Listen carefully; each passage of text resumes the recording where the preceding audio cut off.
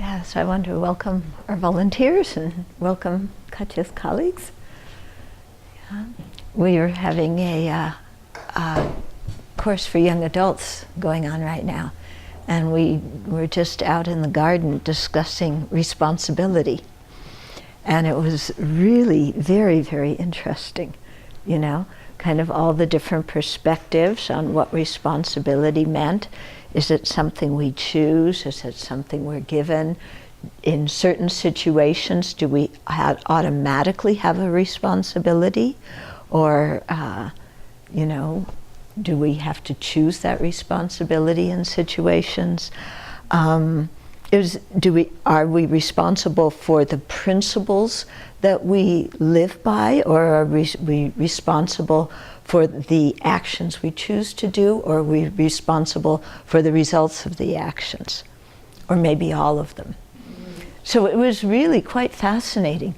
We talked about the difference between obligation and responsibility, and I thought that point was particularly interesting, because I'm the kind of person that when I hear obligation, I go, oh, you know, because for me, obligation means somebody else is putting something on me that I don't want. But then somebody else was saying, actually, obligation is our own attitude. It doesn't really have to do whether somebody's putting something on us. It has to do with whether we say, oh, this is something that I want to do, or if we say, this is something I don't want to do, you know? Because if it's something that we say, I want to do it and it's valuable, then it doesn't matter whether somebody else is expecting that of us or not. We've taken it on as our responsibility. Yeah. So it's an interesting thing how we react so sensitively to this thing of somebody's forcing me, and as soon as we feel forced, which we go, you know, whereas in the exact same situation, if we saw it and said, no, this is something that, you know, regardless of whether somebody wants me to do it or not, I think is good, then we don't have that kind of reaction to it. Now, like one of the persons was saying, he felt really responsible for his education when he was in school. So if the teachers gave assignments that he felt, you know, helped his education, he would do that. But if the teachers gave assignment that he didn't feel helped, then he wouldn't do them. Yeah?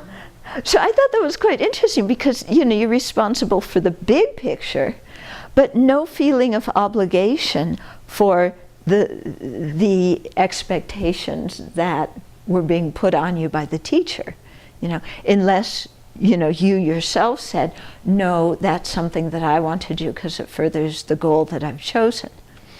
So it, you know, I found that quite a fascinating discussion, how we're using the words, how we're thinking of different situations, and where we take the opportunity to have choice, and where we don't see the choice that we have and instead feel victimized by different situations, you know?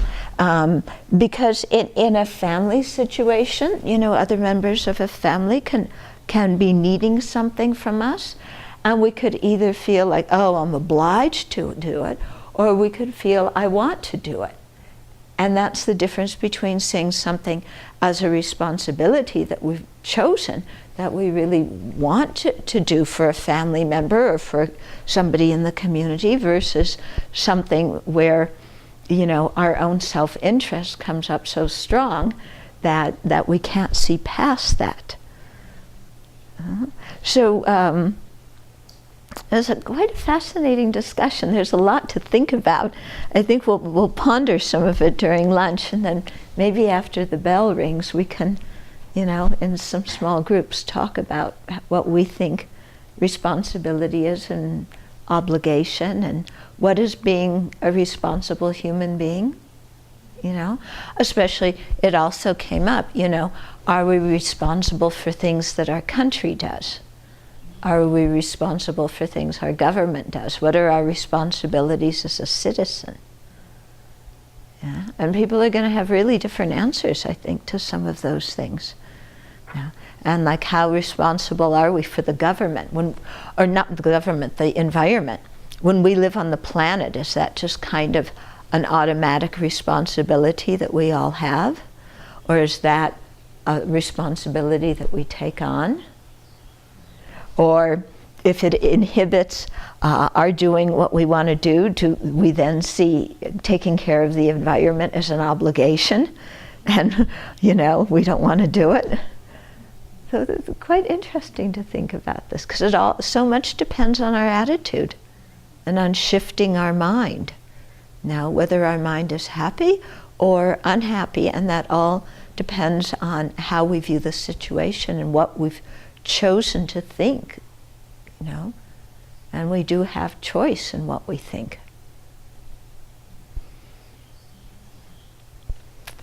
Okay.